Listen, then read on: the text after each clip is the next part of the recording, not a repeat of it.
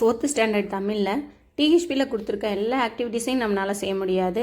ஆனால் கிளாஸ் ஒர்க்கில் மெயினாக எழுத வேண்டியதை மட்டும் நான் இதில் சொல்லியிருக்கேன். ஸோ இதை மட்டும் நம்ம கிளாஸ் ஒர்க்கில் ஃபில் பண்ணியிருந்தோம் அப்படின்னா நமக்கு ஒரு சாட்டிஸ்ஃபேக்ஷனாக இருக்கும்.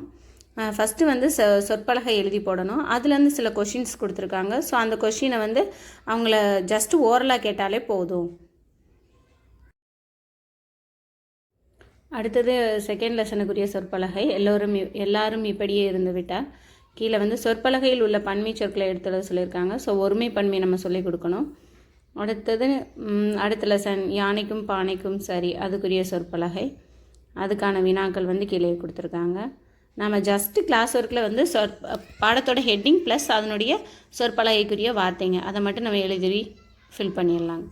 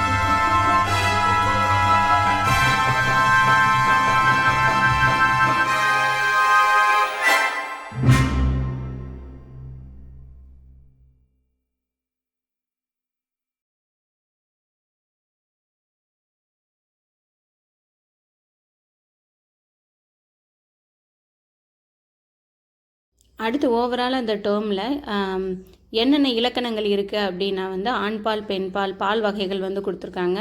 அதுக்கான எடுத்துக்காட்டு வார்த்தைகள், அப்புறம் அதுக்கான டெஃபினிஷன் கொடுத்துருக்காங்க நம்ம டிஹெச்பியில். அதை மட்டும் நம்ம கிளாஸ் ஒர்க்கில் எழுத வச்சா போதும். அதை நம்ம ரிவைஸ் பண்ணுறதுக்கும் நம்ம யூஸ் பண்ணிக்கலாம். அடுத்து செகண்ட் வந்து தன்மை முன்னிலை படர்க்கை, இந்த 3 கொடுத்துருக்காங்க. ஸோ அதுக்குரிய வார்த்தைகளை மட்டும், தன்மைக்குனா என்ன வரும், முன்னிலைனா என்ன வரும், அந்த வார்த்தைகளை மட்டும் நம்ம எழுத வச்சு அதுக்கு எக்ஸாம்பிளாக இந்த ஒரு உரையாடல் அட்டை கொடுத்துருக்காங்க. அதை நம்ம எழுத வைக்க வேண்டாம், ஜஸ்ட்டு சொன்னால் போதும். இந்த பாக்ஸில் வர மூவிடங்களுக்குரிய ஒருமை பன்மை சொற்கள் கொடுத்துருக்காங்கல்ல, இதை மட்டும் நம்ம நோட்டில் வந்து எழுதுனா போதும். அடுத்தது நிறுத்தற்குறிகளுக்குரிய அட்டவணை கொடுத்துருக்காங்க. இதில் வந்து நம்ம நிறுத்தற்குறிகளுடைய பெயர்களை மட்டும் எழுதிட்டு ஒவ்வொன்றுக்குரிய ஒரு சின்ன சின்ன எக்ஸாம்பிள்ஸ் எழுதிட்டு அதுக்கு என்ன பெயர் அப்படின்னு வந்து சொல்லி கொடுத்தா போதும். அடுத்தது இணைப்பு சொற்களை வந்து எழுதி போட்டு அதுக்கு ஒரு எக்ஸாம்பிள் கொடுத்துருக்காங்க. இதில் என்னென்ன இணைப்பு சொற்களை நம்ம எழுதலாம் அப்படின்னு சொல்லிட்டு நீங்கள் அவங்களுக்கு சொல்லி கொடுத்தா போதும். இதெல்லாம் வந்து நம்ம ரிவிஷனுக்காக யூஸ் பண்ணிக்கலாம்.